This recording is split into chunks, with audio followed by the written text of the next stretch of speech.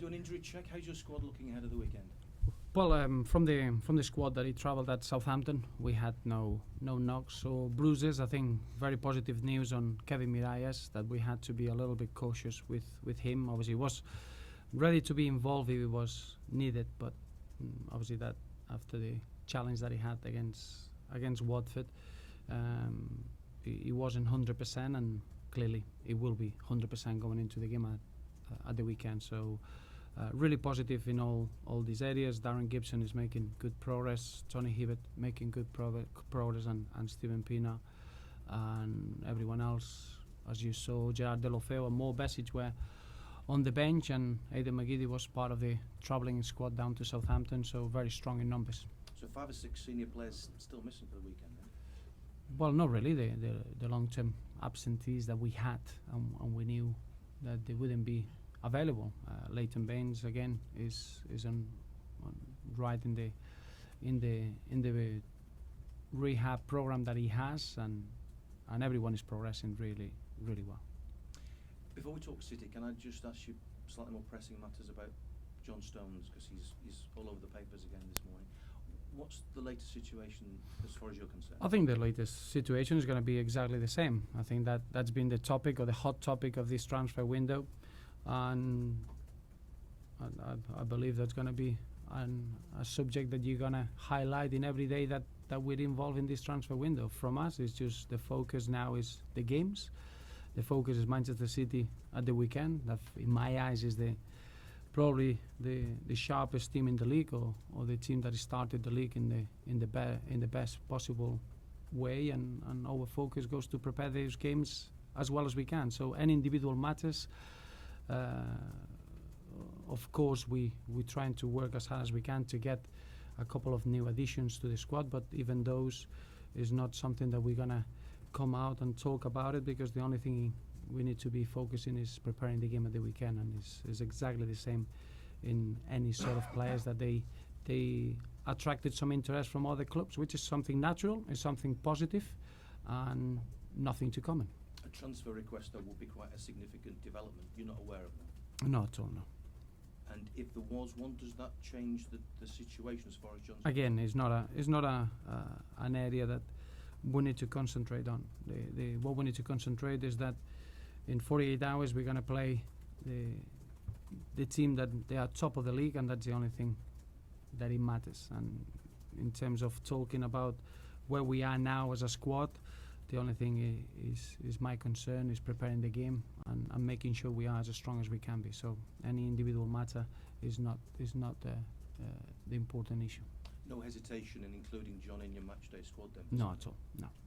Is there a danger that mentally he might not be just 100%? Again, it's at the back of a very, very good performance at Southampton. I think we showed, I would say, the 30 minutes. I think it would be unfair, but I think the second half against Watford, we had a real intent and a very good level of performance, and I think the away game at Southampton was a very strong performance. And the only thing it matters now is, as a team, to be able to be consistent. So there is no other concerns than how we're going to perform as a team and how strong we can be against Manchester City. And sorry, final question on John. In terms of his situation, is there a point where Bill gets involved and says to you, the offer's too good to refuse, or how does that dynamic work? There's no such a situation. Again, you want to go on and on and on and on. I can understand it, and I'm sure that's the period that we're right in the middle. I said all along, I don't think it's healthy for anyone when you got important official games that we got the transfer window open, because the discussion that we're having now is wrong. We should be talking about the game at the weekend, and we should be talking about having a fantastic Goodison environment to face one of the best teams in European football, and that's a proof of that. We should be talking about that. We should be talking how well we perform against Southampton, against a team that they are in the Europa League. And the only thing that you're asking me, and the only thing we're talking is about certain individuals, and as you can imagine, that's so wrong. In terms of your performance at the weekend, then, what's that done for the mood here? Well, football you can work in many aspects, but something that you can work on is in confidence and feeling good and develop that momentum. And the performance at the weekend, I think it gave us a feel-good factor that it shows us how good we can be. I think it shows signs that we showed that sort of performance last season away in Europe. It brought flashes back of our dynamic play that we showed 2 years ago and 2 campaigns ago. And again, we've maintained the core of a squad that finished 5th in the league 2 seasons ago, and more experience, more maturity. And I think the performance at St Mary's showed just that we are a group that we keep developing, that we keep growing, but we hit a level that I think is the answer of being a winning team. Now is being consistent with that performance and making sure that we can reproduce that week in, week out. Lukaku looked as ruthless as a lot of people have ever seen him. What have you done with him this summer? No, I think Rom is a player that he brings that sort of feeling to the opposition.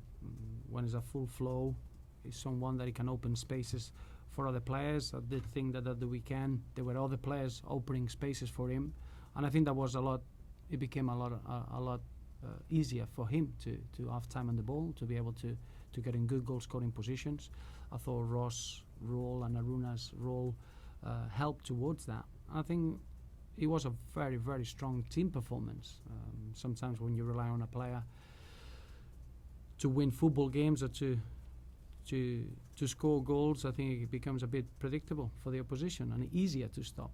And I think now when you got a team that everyone can carry a threat, individuals can find a bit more space, and when you got players like Romelu Lukaku at full flow and with space, they are very, very effective for us. Barkley and Coney both seem very keen to get forward.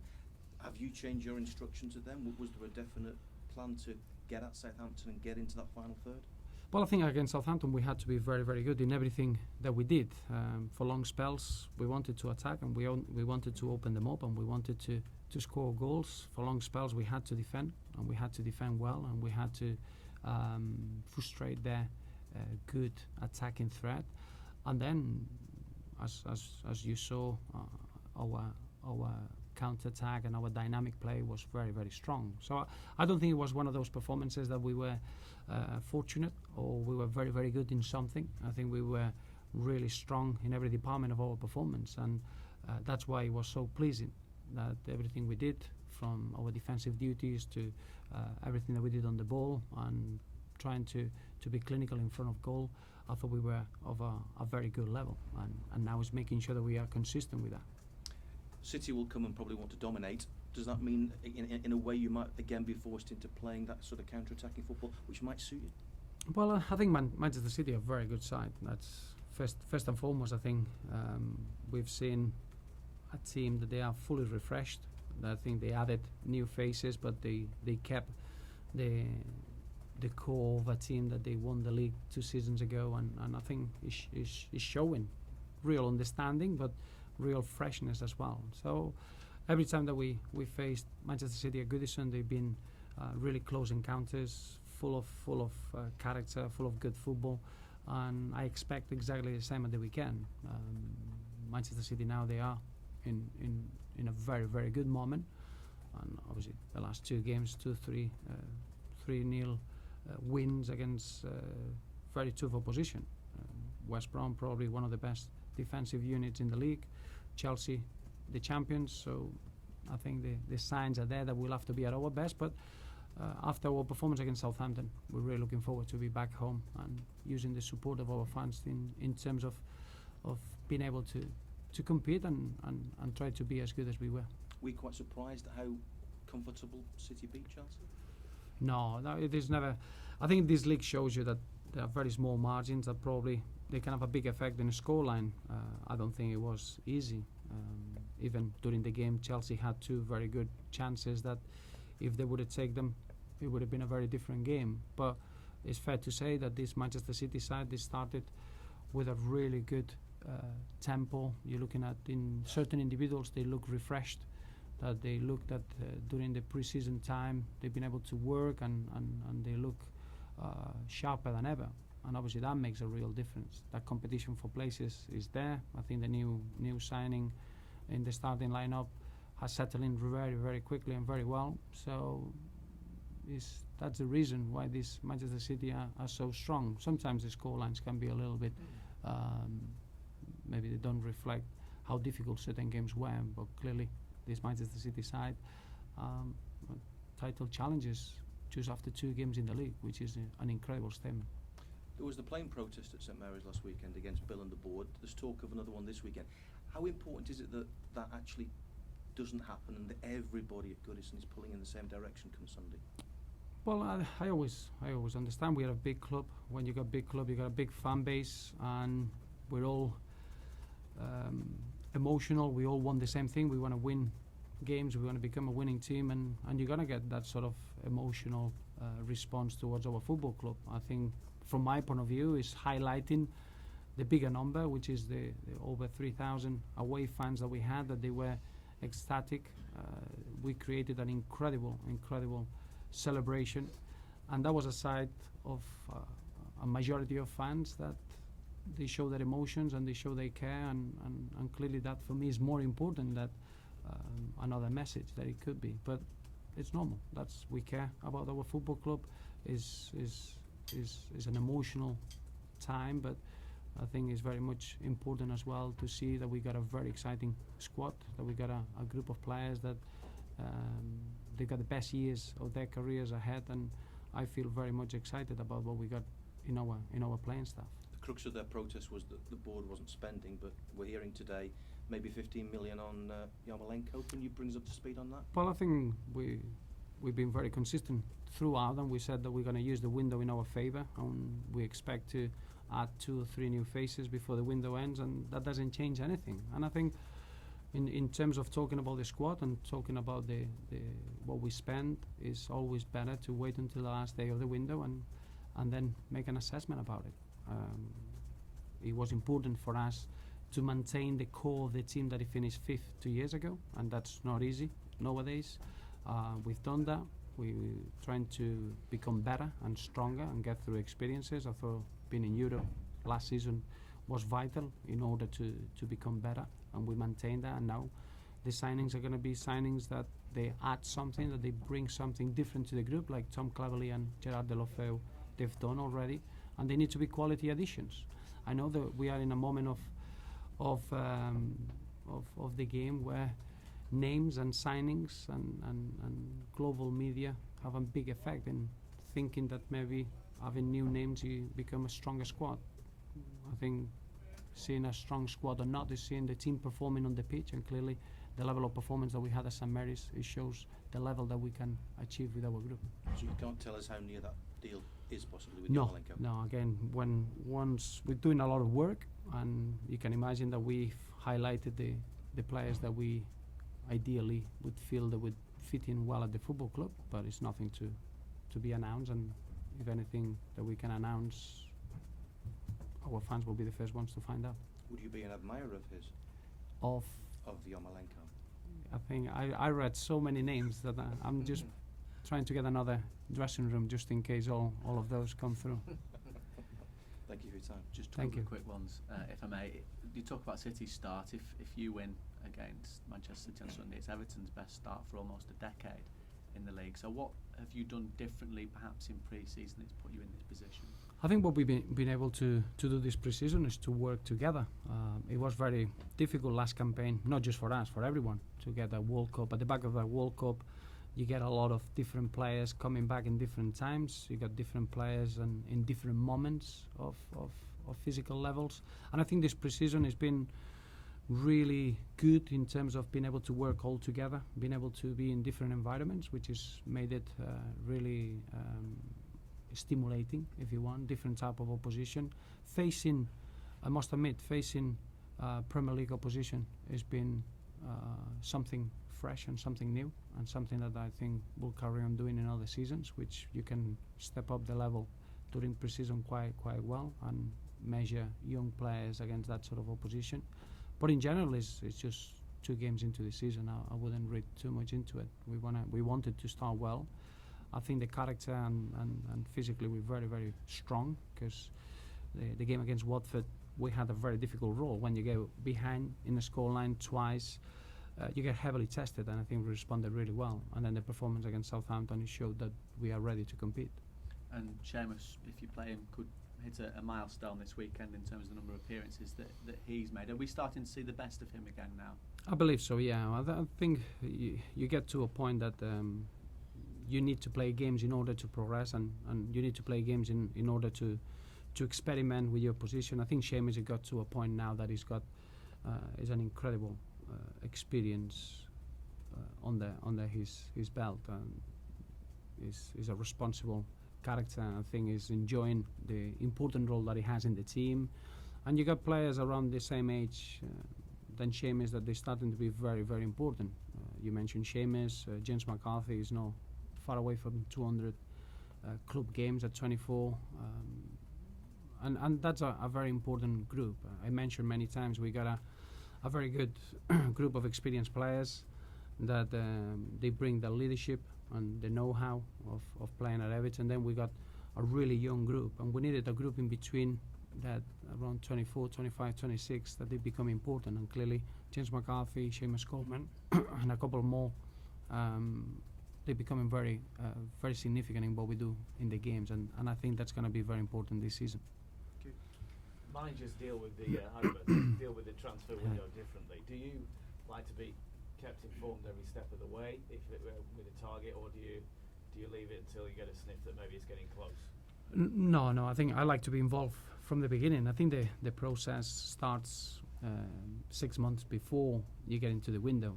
The recruitment department needs to highlight certain players and that they fit the profile that we're looking for. And I think as a manager you need to be involved throughout.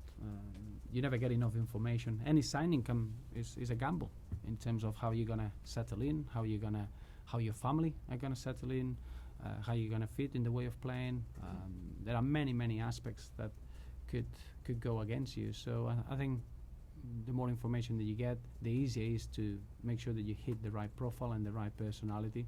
Because I think it's easier to see a good footballer or a footballer that he can fit in what you need. But the person behind it is very difficult to see if he's a character that can fit into the squad. So clearly, I want to be involved in every step of the process. Do you see it as a big part of your responsibility in that way to sell the club, to sell yourself as well, I suppose? Well, I think it's very easy to sell Everton and our squad and what we want to achieve. I don't think I've seen that as been a problem at all. As you know, I think from a foreign point of view, the Premier League is a very attractive league. I think Everton is a football club that many players would love to be involved with, and that makes it very, very easy for a manager. Just one more, Roberto, on the match against Manchester City. How much will this tell you? I know it's very early stages, and of course the dynamic of the squad might change. How much will it tell you about where your team is at the moment? A lot, and we were very clear from the beginning. I think the first 10 games probably they're going to give us more information than other seasons going through the halfway point of the season, just due to the quality of the teams that we're facing. Remember, within the first 10 games you're facing newly promoted sides, but then you're facing the teams that they finished top 7 last campaign. So they are very challenging games, but in the same manner will allow us to see how strong we are and how far we are and what we need to do. As I said before, we're very, very aware of this Manchester City side. I've been very, very impressed. I've seen the 2 games, and this is the sharpest that I've seen Manchester City for a long time, and probably the visit of Manchester City will be the hardest that we're going to get the whole season. Can I just ask one last quick? Yeah. La Liga starts this weekend. I know you're a big fan. How closely do you monitor La Liga? Well, I monitor any league, any important league, and La Liga obviously is always an interesting league from a tactical point of view more than anything, and obviously that battle between teams that they're trying to break into the level of Real Madrid and Barcelona. It's been very interesting to see how Sevilla and Valencia and Atletico Madrid they've been coping in the last 2-3 seasons. So you can imagine there's always a real interest in what's happening in Spain and Italy, and clearly in Germany and France. Thank you. Thank you. Cheers, Just Roberto. double check, outside of Leighton Baines, the only ones that won't be available are Eno Gibson and Hibbert, yeah? That's correct. Everyone else